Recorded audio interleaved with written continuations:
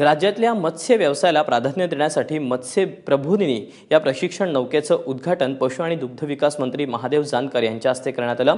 या नौकेचा मच्छीमारांना मोठ्या प्रमाणात फायदा होणार आहे। ही नौका बांधण्यासाठी 1,06 लाखांचा खर्च आलाय। नौकेची लांबी 17.350 मीटर तर उंची 6.750 मीटर आहे। GPS प्रणालीवर आधारित या नौकेची गती ताशी 9 सागरी मैल इतकी आहे। फिश फाइंडर आणि वॉकी टॉकी सारख्या अत्याधुनिक सुविधांचा सुद्धा या नौकेमध्ये समावेश आहे।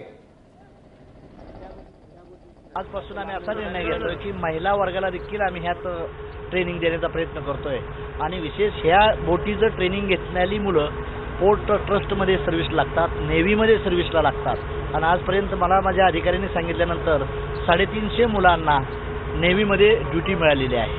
तर आज 10,556 लोकांना आजपर्यंत ट्रेनिंग दिलेलं आहे।